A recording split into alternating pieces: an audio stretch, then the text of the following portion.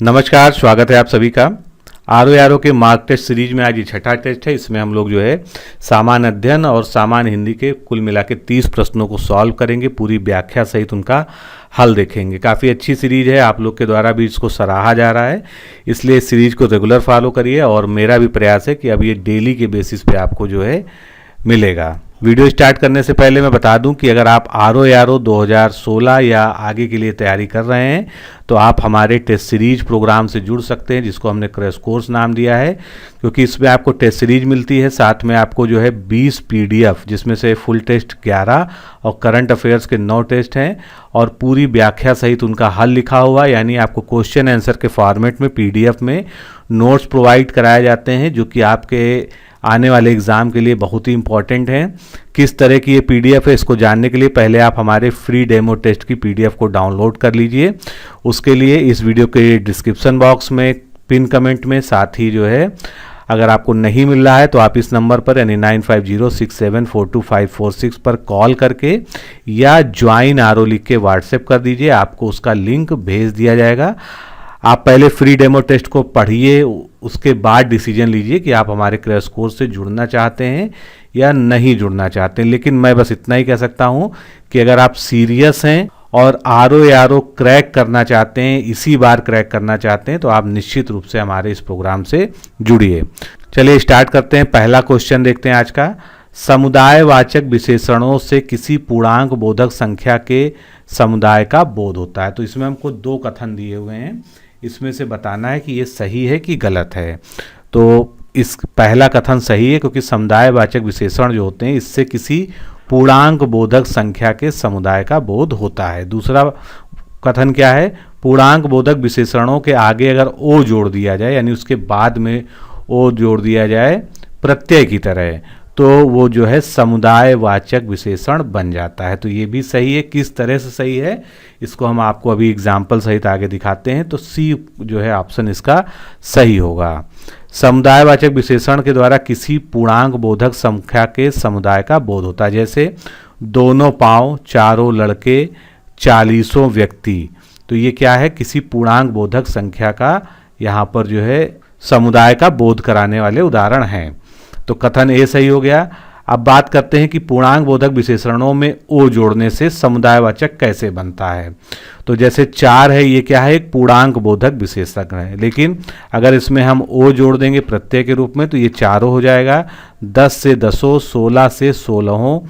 इसी तरह से जो है अगर पूर्णांक बोधक विशेषण में हम ओ जोड़ देते हैं प्रत्यय की तरह, तो वो समुदाय बोधक, समुदायवाचक विशेषण बन जाता है।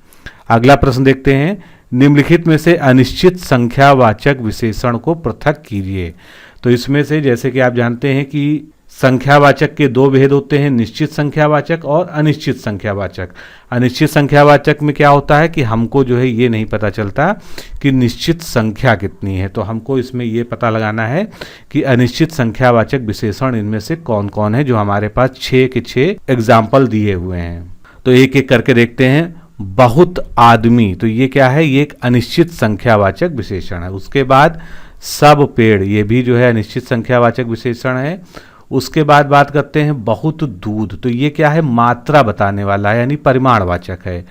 पूरे टुकड़े, ये भी जो है अनिश्चित संख्यावाचक है। फिर सारा देश और पूरा आनंद, ये सभी जो है परिमाणवाचक विशेषण है। तो इस तरह से 1, 2 और 4 यानी बी ऑप्शन जो है हमारा यहाँ पर करेक्ट होगा। बहुत आदमी, सब पेड़, पूरे टुकड़े, ये सभी अनिश्चित संख्यावाचक विशेषण के उदाहरण हैं। शेष जितने भी विशेषण थे वो परिमाण बोधक थे, क्योंकि वो नाप और तौल का ज्ञान करा रहे थे। अगला प्रश्न। निम्नलिखित में से तत्सम शब्द का हमको चयन करना है।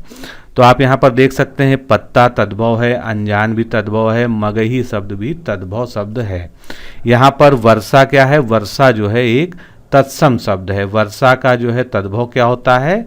बरसात, जो हम लोग प्रायः यूज करते हैं।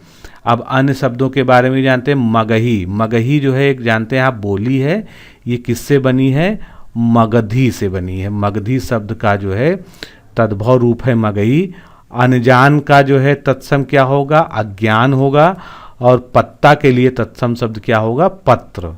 तो इस तरह से ये तीनों ही जो है तद्भव थे, जिनके तत्सम यहाँ पर ये हमारे द्वारा बताए गए। अगला प्रश्न, निम्नलिखित तत्सम तद्भव शब्द युग्मों में से कौन से युग्म त्रुटिपूर्ण है, यानी किनमें गलतियां हैं। तो एक एक करके देखते हैं। ऊंट का जो है उट्र लिखा है, ये गलत है। गोबर का गोमय, ये बिल्कुल सही है। त्वरित का तुरंत, ये भी सही है। पर्यंक का या पर्यक का पटरी गलत है।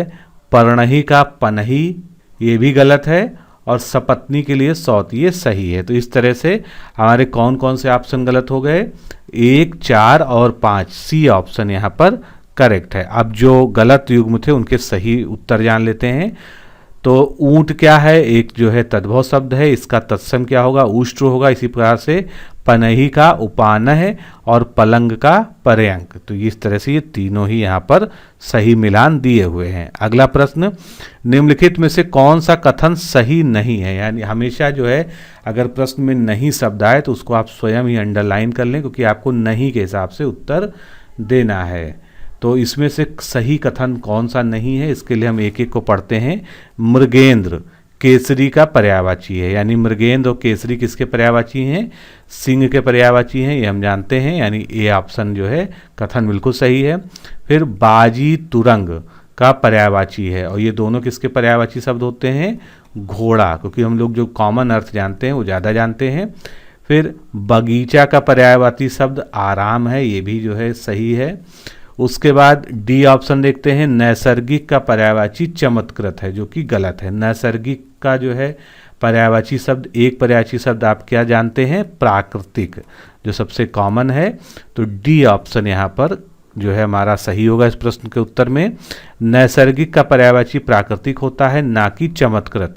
अगला प्रश्न, कल्याणी व शैलसुता, ये क्रमशः किसके पर्यायवाची शब्द हैं। तो कल्याणी किसको कहते हैं, कल्याणी जो है दुर्गा जी का जो है पर्यायवाची शब्द है, और शैलसुता ये पार्वती जी का है। तो सी ऑप्शन यहाँ पर करेक्ट होगा। कल्याणी दुर्गा का पर्यायवाची शब्द है, और अन्य पर्यायवाची दुर्गा जी के कौन से हैं, चंडी, चामुंडा, कालिका, भवानी। शैलसुता जो है पार्वती का पर्यायवाची है। पार्वती के अन्य पर्यायवाची हैं शिवा, गौरी, उमा, गिरिजा, अंबिका। सरस्वती के पर्यायवाची हंसवाहिनी, वीणापाणी, गिरा, शारदा और भारती। लक्ष्मी के पर्यायवाची रमा, कमला, पद्मा, श्री, इंदिरा, सिंधुजा और विष्णुप्रिया। अगला प्रश्न, विलोम की दृष्टि से कौन सा युग्म इनमें से सही है। तो इसमें से उक्त का अनुपयुक्त बिल्कुल गलत है।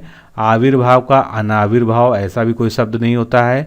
सामान्य का जो है श्रेष्ठ नहीं होगा, और अमित का सुमित नहीं होगा, यानी इनमें से कोई भी युग्म विलोम की दृष्टि से सही नहीं है। अब सही कैसे होगा, उक्त का क्या होगा, अनुक्त होगा। उक्त मतलब जो कहा गया हो, अनुक्त मतलब जो कहा ना गया हो। आविर्भाव का तिरोभाव, सामान्य के लिए विशिष्ट या असामान्य, और अमित का जो है परिमित। तो इस तरह से ये सही युग्म थे, जो कि ऑप्शंस में वहाँ गलत दिए थे। अगला प्रश्न जो विलोम से संबंधित है, गोप्य का विपरीतार्थक शब्द कौन सा है। तो गोप्य जो है किससे बना हुआ है, यानी गोप्य से बनने वाला शब्द कौन सा होता है, गोपनीय होता है, यानी जिसको गुप्त रखा जाए। तो इसका उल्टा क्या होगा, प्रकाशीय, यानी जिसको सामने लाया जाए। तो बी ऑप्शन यहाँ पर करेक्ट होगा। अगला प्रश्न, दो जो है आपके सामने ऑप्शंस दिए हुए हैं, इसमें जो है दो युग्म हैं, और इसमें जो है आपको पर्याय या अर्थ की दृष्टि से मिलान करना है कि ये सही हैं या गलत हैं। तो एक एक करके चेक करते हैं। विचक्षण, तो ये ज्ञाता के लिए इसका मतलब अर्थ क्या होता है, विचक्षण का ज्ञाता होता है, और विलक्षण का अनोखा होता है, यानी एक नंबर हमारा ये सही हो गया। फिर तरणी नाव के लिए प्रयोग नहीं होता है, और तरणी सूर्य के नहीं प्रयोग होता, क्योंकि दोनों जो है एक जैसे उच्चारित जो है भिन्न शब्द हैं। अब इसको यहीं पर सही करके देख लेते हैं। तरणी किसके लिए यूज होता है, तरण जो है छोटी की मात्रा लगती है तो वो सूर्य का होता है, और तरणी अगर होता है तो वो नाव के लिए होता है। तो इस तरह से बी सेकंड ऑप्शन यहाँ गलत था। तो इसमें सही क्या होगा, एक सही है और दो गलत है, यानी ए ऑप्शन यहाँ पर करेक्ट होगा। इसको फिर से समझ लेते हैं। तरणी का अर्थ क्या होता है? सूर्य होता है, जबकि तरणी का अर्थ जो है नाव या नौका होता है। विचक्षण का अर्थ ज्ञाता होता है या निपुण होता है, और जो विलक्षण शब्द है इसका अर्थ क्या होता है? अनोखा होता है। अगला प्रश्न, विधा शब्द का क्या अर्थ है? तो विधा आप जानते हैं किसी कार्य को करने का तरीका। तो यहाँ पर जो विधा है उसका अर्थ क्या है? ए और बी दोनों, यानी गद्य और पद्य दोनों का ही जो प्रकार होता है उसको विधा कहते हैं। तो विधा का अर्थ गद्य पद्य का प्रकार होता है तथा विधा का अर्थ ज्ञान भी होता है। इस प्रकार इस प्रश्न का सही उत्तर विकल्प सी है। अगला प्रश्न, निम्नलिखित में से किस वाक्य में क्रिया संबंधी त्रुटि है? तो यहाँ पर हमको विशेष ध्यान देना क्या है कि क्रिया संबंधी त्रुटि ढूंढनी है, क्योंकि हो सकता है सारे ही वाक्य त्रुटिपूर्ण हो, लेकिन हमको इसमें क्या चुनना है कि जिसमें क्रिया से संबंधित त्रुटि हो। तो एक एक को देखते हैं। उसने क्या संकल्प लिया? तो संकल्प करना क्या है? क्रिया है, लेकिन संकल्प लिया लिखा है इसलिए गलत है। संकल्प किया, तो एक तो यहाँ पर त्रुटि आप पकड़ रहे। फिर आपका उत्तर मुझसे अच्छा है, 5 बजने को 10 मिनट हैं, वृक्षों पर कौवे बोल रहा है। तो ये सब भी गलत हैं, लेकिन क्रिया संबंधी जो शुद्धि है वो एक में ही है, और इनके शुद्ध रूप क्या होंगे उसको जानना बहुत जरूरी है। तो सबसे पहले उसने क्या संकल्प लिया, इसकी जगह क्या हो जाएगा? उसने क्या संकल्प किया। ये क्रिया संबंधी त्रुटि थी। आपका उत्तर मुझसे अच्छा है, इसमें क्या है? सर्वनाम संबंधी त्रुटि है। कैसे? आपका उत्तर मेरे उत्तर से अच्छा है, क्योंकि आपका उत्तर मुझसे अच्छा है तो ऐसा लगता है कि मेरे यानी मेरी पर्सनालिटी के बारे में, मेरे व्यक्तित्व के बारे में बात की जा रही है, लेकिन यहाँ पर तुलना किस में हो रही? उत्तर में हो रही। तो आपका उत्तर मेरे उत्तर से अच्छा है। फिर 5 बजने को 10 मिनट हैं, ये भी गलत है। 5 बजने में 10 मिनट हैं। अगला, वृक्षों पर कौवा बोल रहा है। अब इसमें वचन संबंधी अशुद्धि है, क्योंकि वृक्षों की जगह यहाँ क्या हो जाएगा? वृक्ष हो जाएगा। वृक्ष पर कौवा बोल रहा है। अगला प्रश्न, निम्नलिखित में से किन शब्दों की वर्तनी अशुद्ध है? यानी कौन से जो है ऐसे शब्द हैं जो गलत लिखे हैं मानक हिंदी व्याकरण के अनुसार जो है। तो आप देखिए, दवाइयाँ, यहाँ पर बड़ी की मात्रा का प्रयोग हुआ, ये भी गलत है। प्राणी वृंद, छोटी की मात्रा लगनी चाहिए, ये भी गलत है। इकाइयाँ में यहाँ पर बड़ी नहीं लगनी चाहिए थी। हिंदुओं में छोटा उ यहाँ प्रयोग होना चाहिए था। विद्यार्थी गण, जब विद्यार्थी गण लिखते हैं तो जो है था पर छोटी की मात्रा लगती है, यानी इसमें से सभी जो है वर्तनी की दृष्टि से अशुद्ध हैं। अब इनके शुद्ध रूप देख लीजिए। यहाँ पर दवाइयाँ, तो दवाइयाँ इस तरह से शुद्ध हो जाएगी। फिर हिंदुओं में छोटे ऊ की मात्रा लगेगी, हिंदुओं। प्राणी वृंद, तो प्राणी वृंद हो जाएगा, अड़ा पर छोटे की मात्रा। इसी प्रकार से विद्यार्थी गण में था पर छोटे की मात्रा, और इकाइयाँ में देखिए बड़ी की जगह जो है छोटी का प्रयोग होगा। जिस प्रकार से दवाइयाँ में गलती थी वही गलती यहाँ पर है। तो इस तरह से इकाइयाँ इस प्रकार से सही लिखा जाएगा। अगला प्रश्न, निम्नलिखित में से कौन से विषय संघ सूची में सम्मिलित नहीं हैं? यानी 3 ऑप्शन ऐसे हैं जिसमें सारे विषय जो है संघ सूची के हैं, केवल एक ही ऑप्शन ऐसा है जो संघ सूची का नहीं है। तो इसमें से संघ सूची का विषय कौन सा नहीं है? भूमि और सार्वजनिक स्वास्थ्य, क्योंकि ये क्या है? ये राज्य सूची के विषय हैं। तो सूचियों के बारे में हम प्रायः पढ़ते रहते हैं। भूमि व सार्वजनिक स्वास्थ्य राज्य सूची के विषय हैं, अन्य सभी संघ सूची के विषय हैं। इसके अलावा एक समवर्ती सूची भी होती है, जिसमें दोनों में जो कॉमन होते हैं उनको रखा जाता है। तो भारतीय संविधान में जो समवर्ती सूची है, जिसको कॉन्करेंट लिस्ट कहते हैं, इसका उपबंध ऑस्ट्रेलिया के संविधान से लिया गया है। अब संघ सूची के जो विषय हैं इनके बारे में थोड़ा और डिटेल जानते हैं। वर्तमान समय में लगभग 100 विषय जो है संघ सूची में शामिल हैं, जिसमें से प्रमुख हैं सेना, रक्षा, विदेशी मामले, रेल, डाक, बचत, परमाणु ऊर्जा, नागरिकता, संचार, मुद्रा, भारतीय रिजर्व बैंक, बैंकिंग, बीमा, स्टॉक विनिमय, जनगणना, आयकर और निगम कर। ये सभी क्या हैं? प्रमुख विषय हैं जो संघ सूची के हैं और बार बार एग्जाम में ये पूछे गए हैं। राज्य सूची के विषय यानी जो स्टेट लिस्ट होती है, तो इसमें लगभग 61 विषयों का उल्लेख किया गया, जिसमें से पुलिस, जिला अस्पताल, सफाई, पशु, सिंचाई, कृषि, सड़क, वन, रेलवे, वन, बाट और नाप, ये सभी जो है राज्य सूची के विषयों में आते हैं। और समवर्ती सूची जो कि कॉमन होती है, यानी जिसको हम कॉन्करेंट लिस्ट कहते हैं। इसमें लगभग 52 विषय हैं। शिक्षा, दीवानी एवं फौजदारी मुकदमे, श्रम कल्याण, कारखाने, समाचार पत्र, वन, आर्थिक एवं सामाजिक नियोजन, प्रदूषण नियंत्रण, परिवार नियोजन, बांट माप। तो ये सभी जो है समवर्ती सूची के विषय हो गए। अगला प्रश्न देखते हैं। इससे पहले निर्देश क्या दिया है। प्रश्न में 2 कथन है, कथन 1 और कथन 2।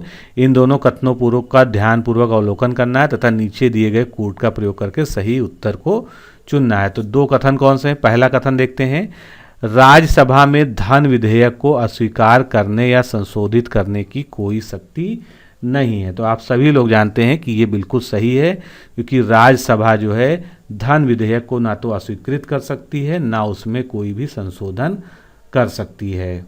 अगला कथन, कथन 2 क्या कहता है।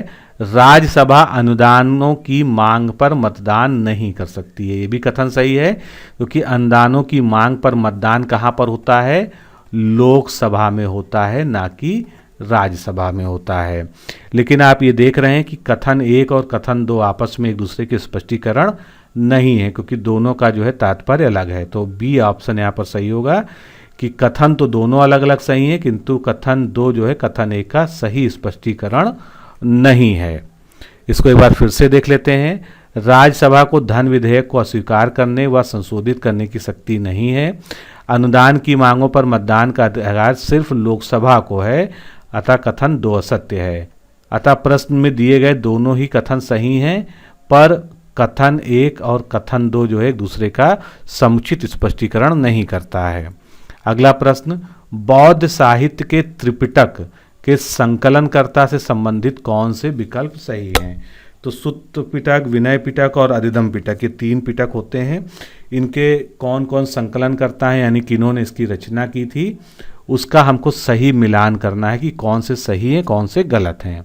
तो सुत्त पिटक की रचना आनंद के द्वारा की गई थी, विनय पिटक की उपालि के द्वारा, और अधिधम पिटक की जो है जो संकलन था, रचना से ज़्यादा यहाँ पर संकलन शब्द प्रयोग हुआ कि इन लोगों ने संकलन ही किया था, मोगलिपुत्तिस जो है इन्होंने की थी। तो इस तरह से तीनों ही जो है सही है, इसलिए चौथा ऑप्शन डी इसमें करेक्ट होगा। अब इसमें क्या क्या है, कभी कभी इसकी विषय वस्तु पूछ ली जाती है एग्जाम में। तो सुत्त पिटक जो है ये बुद्ध धर्म के धार्मिक सिद्धांत एवं शिक्षाओं का संकलन है, और इसके संग्रहकर्ता या संकलनकर्ता आनंद है। विनय पिटक क्या है, ये बौद्ध संघ के जो नियम है इनका संकलन इसमें है, जिसका संकलनकर्ता उपालि हैं। अभिधम्म पिटक जो है बौद्ध धर्म के दार्शनिकों का यानी दार्शनिक सिद्धांतों का वर्णन करता है, और इसके संकलनकर्ता जो है मोगलिपुत्तिस हैं। अगला प्रश्न देखते हैं, निम्नलिखित में से कौन सा हरिसेन के द्वारा लिखा गया। तो इसमें कुछ पुस्तकें हैं, कुछ लेख हैं, इसमें से हरिसेन ने क्या लिखा है ये हमको पता लगाना है।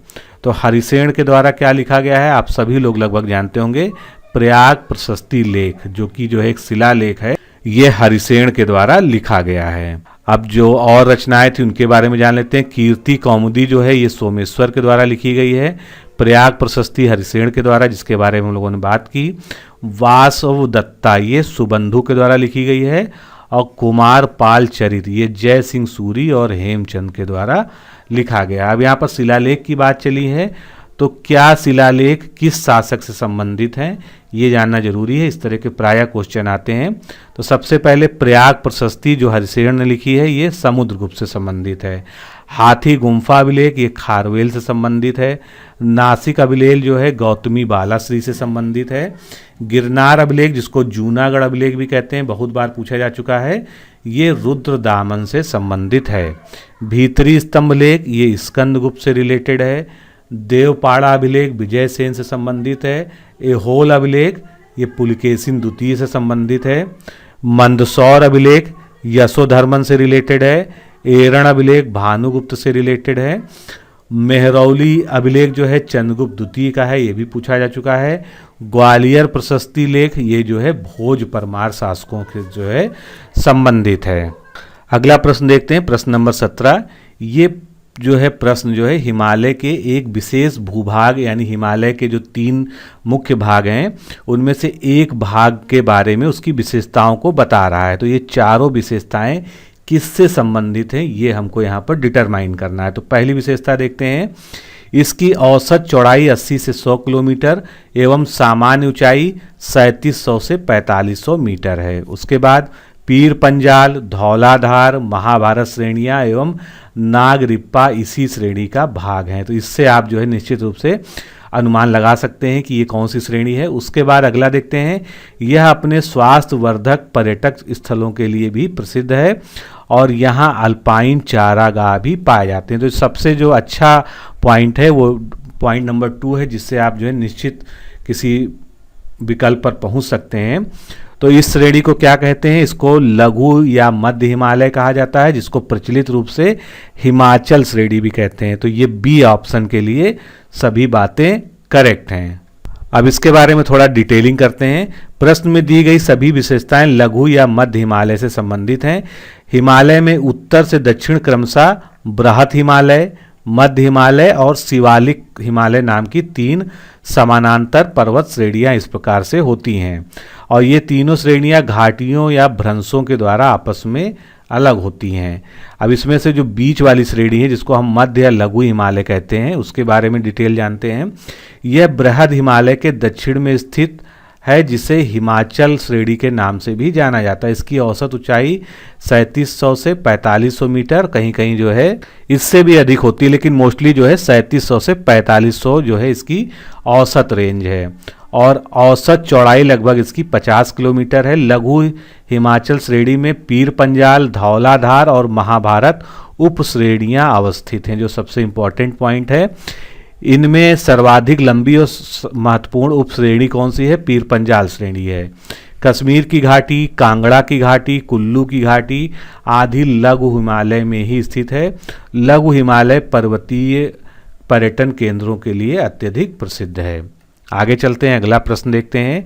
निम्नलिखित नदियों को पश्चिम से पूर्व की ओर हमको लगाना है। तो इसके उद्गम के बारे में भी हमको जानना होगा और ये कहाँ से कहाँ तक बहती हैं इसका भी क्रम हमको पता होना चाहिए। तो सबसे जो है पश्चिम में पहले हम इसमें ढूंढते हैं कौन सी है। तो सबसे पश्चिम में कौन सी हो जाएगी? सिंधु हो जाएगी।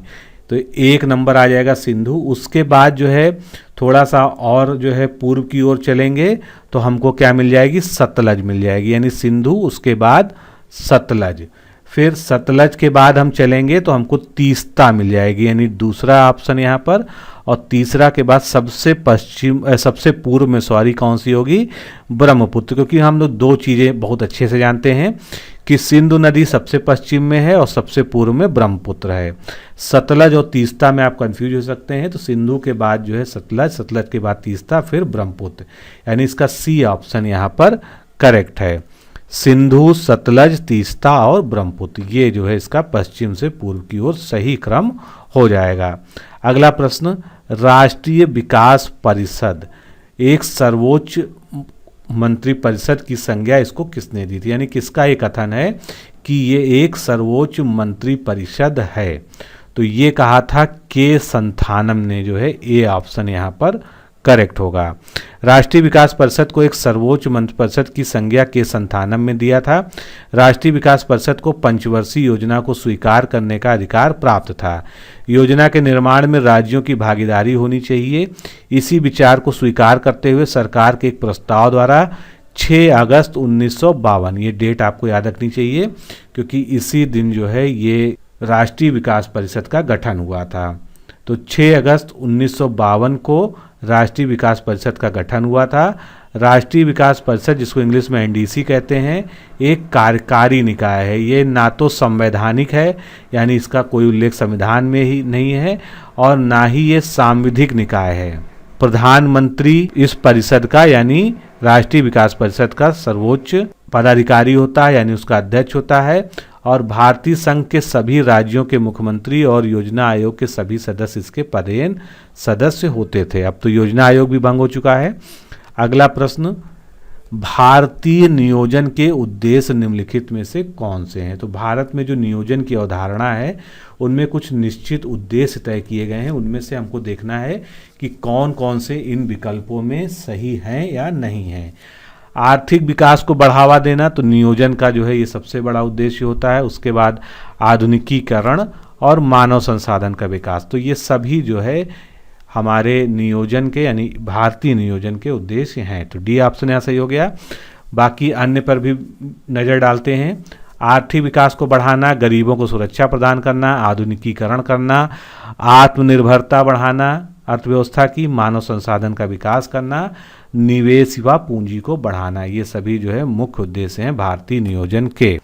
अगला प्रश्न, चाल जिसे हम लोग स्पीड कहते हैं और वेग जिसको हम लोग वेलोसिटी कहते हैं, इसमें क्या अंतर है ये हमको बताना है। तो पहला इसमें कथन क्या है, चाल एक सदिश राशि है तथा वेग एक अदिश राशि है, जो कि गलत है क्योंकि चाल में जो है दिशा नहीं होती है और वेग में दिशा होती है, तभी जो है यही इनका प्रमुख अंतर है, इसलिए पहला ऑप्शन तो गलत हो गया। अगला, कोई वस्तु एकांक समय में जितनी दूरी तय करती है उसे उसकी चाल कहते हैं तथा कोई वस्तु एकांक समय में जितनी विस्थापित होती है उसे उस वस्तु का वेग कहते हैं। तो आप देखेंगे यहाँ पर दूरी तय करना और विस्थापन दो शब्दों का प्रयोग हो रहा है। विस्थापन का मतलब क्या है कि वो एक निश्चित दिशा में बढ़ रही है, यानी उसके साथ दिशा भी जुड़ी है, तभी उसको हम वेग कहते हैं। बिल्कुल सही है ये कथन, यानी कथन 2 सही है। तो यहाँ पर क्या ऑप्शन सही होगा, बी, यानी केवल 2 सही है। अब इसको थोड़ा सा और डिटेल में जानना यहाँ पर जरूरी है। चाल क्या है, एक अदिश राशि है, यानी जब हम चाल की बात करते हैं तो उसमें कोई भी दिशा का उल्लेख नहीं होता, जबकि वेग की जब हम बात करते हैं, जब वेलोसिटी की बात करते हैं तो ये सदिश राशि है। वेग है क्या, गतिशील वस्तु के विस्थापन की दर, अर्थात 1 सेकंड में हुए विस्थापन को वस्तु का वेग कहते हैं। तो वेग बराबर क्या होता है, विस्थापन बटे समय। चूंकि विस्थापन हमेशा एक निश्चित दिशा में होता है, इसलिए वेग भी जो है एक सदिश राशि है। तो वेग एक सदिश राशि है, इसका एसआई मात्रक क्या है, मीटर पर सेकंड, और वस्तु का वेग धनात्मक भी हो सकता है, ऋणात्मक भी हो सकता है, जबकि चाल हमेशा जो है धनात्मक होती है। तो एक प्रमुख अंतर ये भी हो गया। अगला पॉइंट देखते हैं, वेग बताते समय उसकी दिशा भी बताई जाती है, यानी डायरेक्शन उसमें मस्ट होता है। और जब कोई वस्तु एक वृत्तीय मार्ग पर एक समान चाल से चल रही है तो उसका वेग हर बिंदु पर बदल जाता है, क्योंकि अगर अब जो है किसी सर्कल में जो है कोई बिंदु चल रही है तो जैसे जैसे वो चलेगी हमेशा जो है उसका डायरेक्शन बदलेगा, डायरेक्शन बदलेगा तो उसका वेग हमेशा बदलता रहेगा। वृत्त के किसी बिंदु पर खींची गई स्पर्श रेखा की दिशा ही उस बिंदु पर वेग की दिशा होती है। मान लीजिए यहाँ पर जो है कोई वस्तु है तो उस समय हमको उसका वेग निकालना है, तो सबसे पहले हम उसका दिशा देखते हैं और इसी निश्चित बिंदु के हिसाब से, इसी निश्चित स्थान के हिसाब से जो है हम उसका वेग बता सकते हैं। लेकिन जैसे ही वह 1 सेकंड बाद आगे बढ़ेगी उसका जो है दिशा फिर बदल जाएगी। इसी तरह से लगातार उसकी दिशा और उसका वेग जो है बदलता रहेगा। अगला प्रश्न, आर्कियोप्टेरिस, आप जानते हैं कि एक बहुत फेमस जो है जीवाश्म था एक, और ये जीवाश्म जो है 2 प्रजातियों का कनेक्टिंग लिंक यानी संयोजक कड़ी इसको माना जाता था। तो ये हम लोगों ने हाई स्कूल में भी पढ़ा है, बहुत डिटेल में इंटर में भी पढ़ा है। तो ये किसका किसकी संयोजक कड़ी है ये हमको इस प्रश्न में बताना है। तो इसका सही उत्तर क्या है, सरीसृप यानी रेप्टाइल्स का और पक्षियों का यानी बर्ड्स का। तो बर्ड्स और रेप्टाइल के बीच में जो है संयोजक कड़ी के रूप में आर्कियोप्टेरिस के जीवाश्म को हम जानते हैं। उसके अलावा जो ऑप्शन दिए थे, युगलीना क्या है, युगलीना भी अपवाद है क्योंकि इसमें क्लोरोफिल पे आ जाता है। बाकी सारे लक्षण जो है जंतुओं के जैसे हैं, लेकिन क्लोरोफिल पाए जाने के कारण ये जंतु और पौधे यानी पादप के बीच की कड़ी है। फिर प्रोटीरोस्पॉन्जिया, ये प्रोटोजोआ और पोरीफेरा, क्योंकि स्पंज जो है पोरीफेरा में आते हैं और प्रोटोजोआ में अमीबा और पैरामीशियम जैसे जीव आते हैं, दोनों का मिला जुला रूप इसमें होता है, तो इसको प्रोटीरोस्पंजिया कहते हैं। तो ये प्रोटोजोआ और पोरीफेरा के बीच की कनेक्टिंग लिंक है।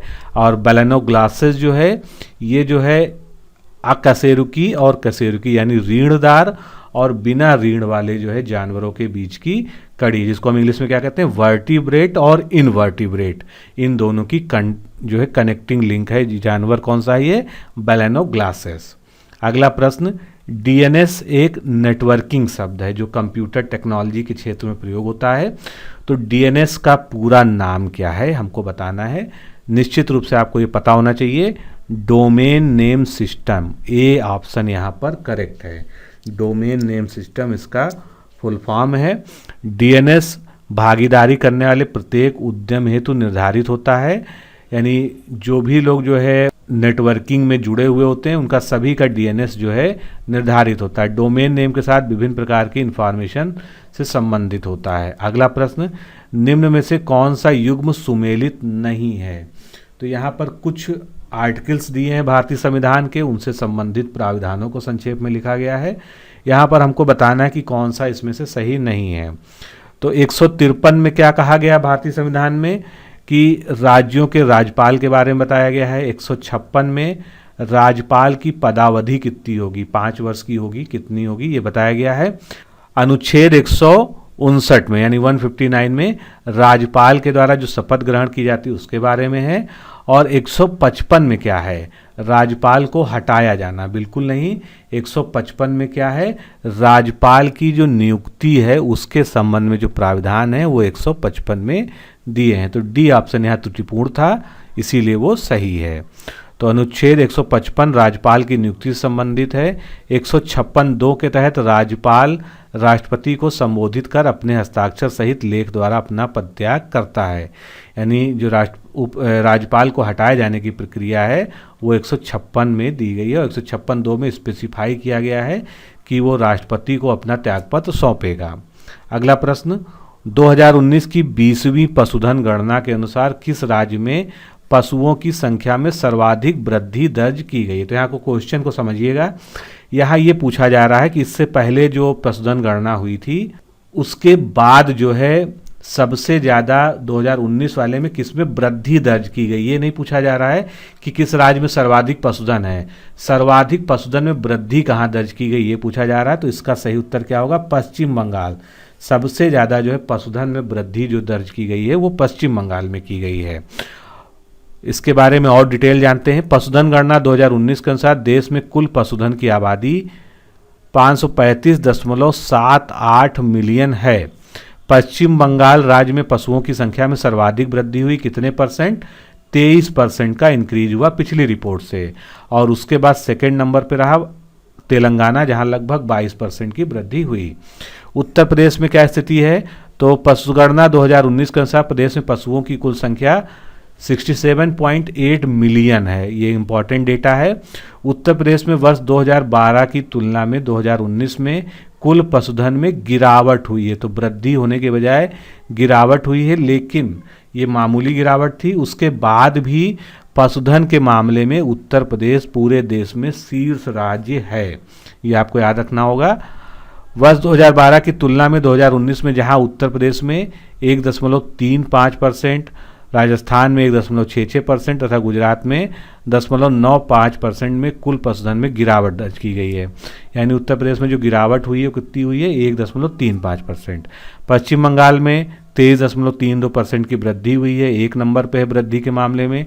तेलंगाना दूसरे नंबर पे है 22.21, और तीसरे नंबर पे आंध्र प्रदेश है जहां सर्वाधिक वृद्धि दर्ज की गई है 15.79%। कुल पशुधन के संदर्भ में शीर्ष 5 राज्य कौन से हैं, ये जानना बहुत जरूरी है आपके लिए। तो सबसे पहले तो उत्तर प्रदेश है, उसके बाद राजस्थान, मध्य प्रदेश, पश्चिम बंगाल और बिहार। भैंसों की संख्या में सर्वाधिक बड़े 5 राज्य कौन से हैं, तो पहला उत्तर प्रदेश, राजस्थान, गुजरात, मध्य प्रदेश और बिहार हैं। उसके बाद कुल पशुधन की हमने बात कर ही ली, उत्तर प्रदेश, राजस्थान, मध्य प्रदेश, ये क्रम हो गया पशुधन के मामले में। दुग्ध उत्पादन में उत्तर प्रदेश फर्स्ट है, उसके बाद राजस्थान, फिर मध्य प्रदेश। और मांस उत्पादन में उत्तर प्रदेश ही प्रथम है, दूसरे नंबर पर महाराष्ट्र, तीसरे नंबर पर पश्चिम बंगाल। अगला प्रश्न, फीफा सर्वश्रेष्ठ महिला गोलकीपर 2019 का अवार्ड निम्नलिखित में से किसने जीता? तो इसका सही उत्तर क्या है, वैन विनेदल। ये जो है सी ऑप्शन इसका सही है। फीफा बेस्ट प्लेयर पुरस्कार में सर्वश्रेष्ठ महिला खिलाड़ी मेगन रैम्पिनो थी। सर्वश्रेष्ठ पुरुष कोच 2019 के जुर्गन क्लॉप थे। सर्वश्रेष्ठ महिला गोलकीपर वैन विनेदल थी। और सर्वश्रेष्ठ महिला कोच जो है जिल एलिस थी। अगला प्रश्न, जनगणना 2011 के अनुसार उत्तर प्रदेश की ग्रामीण व शहरी जनगणना का लिंगानुपात क्या है? इंपॉर्टेंट है क्योंकि सीधा सीधा लिंगानुपात ना पूछ के ग्रामीण और शहरी लिंगानुपात पूछा गया है उत्तर प्रदेश का। तो ये कौन सा पेयर इसमें सही होगा, 918 और 894, यानी ग्रामीण लिंगानुपात 918 है उत्तर प्रदेश का और शहरी है 894, और ओवरऑल कितना है 912। ये आपको शायद याद हो, तो ग्रामीण और शहरी भी जरूर याद रखिए। ग्रामीण 918 और शहरी 894 और कुल लिंगानुपात उत्तर प्रदेश का 912। चलिए अब लिंगानुपात पे आगे भी बात कर लेते हैं देश की स्थिति में। तो वर्ष 2011 की अंतिम आंकड़ों के अनुसार न्यूनतम शहरी एवं ग्रामीण लिंगानुपात वाले राज्य कौन से हैं? तो ये राज्य हैं उस समय के हिसाब से जम्मू कश्मीर, जहाँ पर 840 था, और 880। अब बात करते हैं वर्ष 2011 की जनगणना के अंतिम आंकड़ों के अनुसार शहरी और ग्रामीण लिंगानुपात दोनों में ही केंद्र शासित प्रदेश पुदुचेरी प्रथम स्थान पे है। यानी सबसे अधिक लिंगानुपात ग्रामीण का 1028 और ग्रामीण का 1042 और शहरी का 1028। ये क्रमशः लिखा हुआ है, इसको ऐसे ही याद रखिएगा। तो दोनों ही मामलों में केंद्र शासित प्रदेश पुदुचेरी है। और न्यूनतम ग्रामीण लिंगानुपात वाला केंद्र शासित प्रदेश कौन सा था? चंडीगढ़, 690 वहाँ का था। न्यूनतम शहरी लिंगानुपात वाला केंद्र शासित प्रदेश दमन और दीव था, जहाँ पर 551 था। तो ये सभी आंकड़े जो है 2011 के जनगणना के हैं। ग्रामीण और शहरी क्षेत्रों में सर्वाधिक शिशु लिंगानुपात वाले राज्य क्रमशः थे। तो ग्रामीण और शहरों में सर्वाधिक शिशु लिंगानुपात जो है ग्रामीण में मेघालय 972 और नागालैंड में 979। अगला प्रश्न, ये भी यूपी से ही रिलेटेड है। उत्तर प्रदेश निम्नलिखित में से किन अक्षांशों और देशांतरों के मध्य स्थित है? तो ये आपको निश्चित रूप से पता होना चाहिए कि आप जो है यूपी के एग्ज़ाम्स की तैयारी करते हैं। तो 23 डिग्री 52 मिनट उत्तरी अक्षांश से 30 डिग्री 24 मिनट उत्तरी अक्षांश के मध्य और 77 डिग्री 5 मिनट पूर्वी देशांतर से लेकर 84 डिग्री 38 मिनट पूर्वी देशांतर के मध्य में उत्तर प्रदेश की भौगोलिक स्थिति आती है। अब यहाँ पर सी ऑप्शन आपको जाना पहचाना लग रहा होगा। तो ये ऑप्शन किसके लिए है? ये भारत के अक्षांशीय और देशांतरी विस्तार का है, जो आप जो है भूगोल के पहले ही चैप्टर में हमेशा पढ़ते हैं। तो ये भी याद रखिए कि ए ऑप्शन में उत्तर प्रदेश दिया है और सी में हमारा जो है भारत का जो है अक्षांशीय और देशांतरीय विस्तार दिया हुआ है। आगे चलते हैं। हमने बात कर ली उत्तर प्रदेश के अक्षांशीय और देशांतरीय विस्तार की। पूर्व से पश्चिम तक इसकी लंबाई 650 किलोमीटर है और उत्तर से दक्षिण तक इसकी लंबाई जो है 240 किलोमीटर है। उत्तर प्रदेश का संपूर्ण क्षेत्रफल 2,40,928 वर्ग किलोमीटर है, जो कि पूरे भारत में 7.33% है। क्रमशः राजस्थान, महाराष्ट्र, मध्य प्रदेश के बाद उत्तर प्रदेश का भारत में क्षेत्रफल की दृष्टि से कौन सा स्थान है? चौथा स्थान है। प्रदेश का सबसे पूर्वी जिला बलिया है, पश्चिमी जिला शामली है, उत्तरी जिला सहारनपुर है, दक्षिणी जिला सोनभद्र है। कई बार पूछा गया है ये। उत्तर प्रदेश की सीमा एकमात्र देश यानी अंतर्राष्ट्रीय सीमा हम कह सकते हैं वो नेपाल से उत्तर में मिलती है। नेपाल से उत्तर प्रदेश के 7 जिले सटे हुए हैं, यानी 7 जिलों से सीमा मिलती है, जो पूर्व से पश्चिम तक कैसे हैं? तो सबसे पूर्व में महाराजगंज, उसके बाद सिद्धार्थनगर, बलरामपुर, श्रावस्ती, बहराइच, लखीमपुर खीरी और पीलीभीत, ये जो है 7 जिले टच करते हैं। प्रदेश की नेपाल सीमा से जो लंबाई है वो कितनी है? 579 किलोमीटर है। प्रदेश से सटे राज्यों की संख्या कुल 9 है, जिनमें से 8 राज्य हैं और एक केंद्र शासित प्रदेश है। यानी अगर कहा जाए केवल राज्य की बात करेंगे तो हम 8 राज्य हो जाएंगे, एक केंद्र शासित प्रदेश हो जाएगा। राज्य कौन से हैं? उत्तराखंड, हरियाणा, राजस्थान, मध्य प्रदेश, बिहार, छत्तीसगढ़, झारखंड व हिमाचल प्रदेश, और एक अकेला केंद्र शासित प्रदेश दिल्ली जो है उत्तर प्रदेश की सीमा से टच करता है। उत्तर प्रदेश की सीमा की सर्वाधिक सीमा की लंबाई मध्य प्रदेश के साथ है, यानी सबसे ज़्यादा जो उत्तर प्रदेश की सीमा लगती है वो एमपी के साथ लगती है। सोनभद्र जिले की सीमा 4 राज्यों को स्पर्श करती है, जो है मध्य प्रदेश, छत्तीसगढ़, झारखंड और बिहार। तो सोनभद्र उत्तर प्रदेश का एक ऐसा इकलौता जिला है जो 4 राज्यों को स्पर्श करता है। दिल्ली से उत्तर प्रदेश के 2 जिले की सीमा स्पर्श करती है, गाजियाबाद और गौतम बुद्ध नगर की। आगे और देख लेते हैं। हरियाणा व उत्तर प्रदेश के बीच की सीमा निर्धारक नदी यमुना है। राजस्थान से 2 जिले लगते हैं, आगरा व मथुरा, उत्तराखंड से 7 जिले उत्तर प्रदेश के लगते हैं, सहारनपुर, मुजफ्फरनगर, बिजनौर, मुरादाबाद, रामपुर, बरेली और पीलीभीत। हरियाणा से 6 जिले टच करते हैं, सहारनपुर, शामली, बागपत, गौतम बुद्ध नगर, अलीगढ़ व मथुरा। मध्य प्रदेश से बात करें तो सबसे ज़्यादा 11 जिले टच करते हैं, आगरा, इटावा, जालौन, झांसी, ललितपुर, महोबा, बांदा, चित्रकूट, इलाहाबाद, मिर्ज़ापुर और सोनभद्र। बिहार से 7 जिले मिलते हैं, सोनभद्र, चंदौली, गाजीपुर, बलिया, देवरिया, कुशीनगर और महाराजगंज। और छत्तीसगढ़ व झारखंड से केवल और केवल सोनभद्र जिले की सीमा टच करती है। प्रदेश का सबसे दक्षिणी बिंदु को स्पर्श करने वाला राज्य छत्तीसगढ़ है। उत्तर पश्चिमी बिंदु को स्पर्श करने वाला राज्य हिमाचल प्रदेश है। पूर्वी बिंदु को स्पर्श करने वाला राज्य बिहार है और पश्चिमी बिंदु को स्पर्श करने वाला राज्य हरियाणा है। तो ये सब जो है उत्तर प्रदेश के भौगोलिक स्थिति के बारे में था। अगला प्रश्न देखते हैं, कागज की नाव, ये एक प्रसिद्ध रचना है, कृति है, ये किसके द्वारा लिखी गई ये बताना है। तो कागज की नाव लिखी है नासिरा शर्मा ने। इसके साथ ही हम हिंदी के कुछ बेस्ट सेलर बुक जो बार बार पूछी जाती हैं उनके बारे में देखते हैं। दिल्ली दरबार किसने लिखी है? सत्यव्यास ने। बात खत्म नहीं हुई ये लिखी है क्षमा शर्मा ने। लाइफ 50-50 या जिंदगी 50-50 ये लिखी है भगवंत अनमोल ने। विश्वास की हत्या सुरेंद्र मोहन पाठक की है। बनारस टाकीज बहुत ही फेमस बुक है, सत्यव्यास ने लिखी। गंदी बात क्षितिज राय ने लिखी है। 11वीं ए के लड़के ये गौरव सोलंकी ने लिखी है। कृतज्ञ लिखी है रमेश पोखरियाल निशंक ने। रुद्रगाथा ये साहित्य सागर पांडे ने लिखी है। लूजर कहीं का ये किताब लिखी है पंकज दुबे ने। डार्क हार्स एक अनकही दास्तान ये नीलोत्पल मृणाल ने लिखी है। आप अगर सिविल सर्विसेज की तैयारी करते हैं, आईएएस की तैयारी करते हैं, प्रतियोगी परीक्षाओं की तैयारी करते हैं तो जीवन में एक बार समय निकाल कर इसको ज़रूर पढ़िए। मैंने भी इसको पढ़ा है, बहुत ही अच्छी बुक है जो है विद्यार्थियों के लिए। द चिरकुट्स लिखी है आलोक कुमार ने। हरफन मौला आशीष मिश्रा। कारपोरेट कबूतर शान ने लिखी है। सिरबी लिखी है आनंद अबीर ने।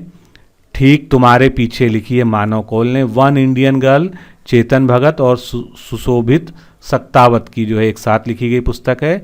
सीता मिथिला की योद्धा ये अमीश त्रिपाठी की बुक है, काफ़ी ज़्यादा चर्चा में इस समय। डोंगरी से दुबई तक मुंबई माफिया के 6 दशक ये हुसैन एस जैदी और अनंत मित्तल ने लिखी है।